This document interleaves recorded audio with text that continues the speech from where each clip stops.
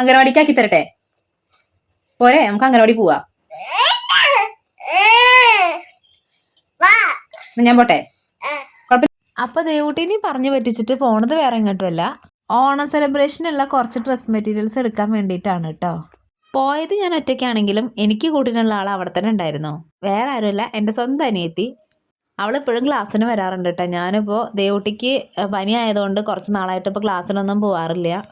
എനിക്ക് എന്തെങ്കിലും ഒരു സാധനം വാങ്ങിക്കാൻ പോകുമ്പോൾ എപ്പോഴും ഇവളുടെ കൂടെ പോകണമെന്നാണ് കേട്ടോ കൂടുതൽ ഇഷ്ടം.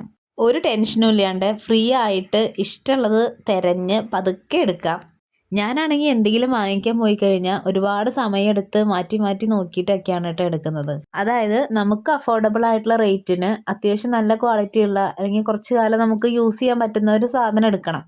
ഇനി എങ്ങാനും റേറ്റ് കൂടിയ ഒരു സാധനം വാങ്ങിക്കഴിഞ്ഞാൽ കുറച്ച് നാൾ പിന്നെ അതും ആലോചിച്ച് നടക്കലായിരിക്കും കേട്ടോ എൻ്റെ പണി. അവിടുന്ന് വേണ്ട തുണികളൊക്കെ വാങ്ങിച്ചിട്ട് പിന്നെ പോയത് അതിലേക്ക് വേണ്ട ലൈനിങ് തുണികളും ബാക്കി കുറച്ച് സ്റ്റിച്ചിങ് മെറ്റീരിയൽസും എടുക്കാനായിട്ടാണ്. അപ്പോൾ വളരെ സിമ്പിളായിട്ടുള്ള ഈ 2 സംഭവങ്ങളാണ് കേട്ടോ വാങ്ങിച്ചത്. ഇതിനെന്താ പറയുകയെന്ന് എനിക്ക് കറക്റ്റായിട്ട് അറിയില്ല.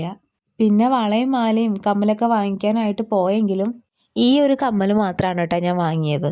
പരിപാടിക്ക് ഇനി എന്തായാലും ഒരാഴ്ചയും കൂടി സമയമുണ്ടല്ലോ, അപ്പോൾ നമുക്ക് ബാക്കിയൊക്കെ പിന്നീട് വാങ്ങിക്കാമെന്ന് വിചാരിച്ചു. പിന്നെ വാങ്ങിയ സാധനങ്ങളൊക്കെ കൂടെ പെറുക്കി കൂട്ടിയിട്ട് നേരെ വീട്ടിലേക്ക് പോന്നു. വീട്ടിലെത്തിയപ്പോൾ അമൃതം പൊടി കൊടുന്നില്ലേ എന്ന് ചോദിച്ചിട്ടാണ് കേട്ടോ ദേവൂട്ടി ഓടി വന്നത്. കാരണം ഞാൻ അംഗനവാടിക്ക് പോവാന്ന് പറഞ്ഞിട്ടാണല്ലോ ഇവിടുന്ന് പോയത്. അപ്പോൾ ഇതാണ് എടുത്ത മെറ്റീരിയൽസ്.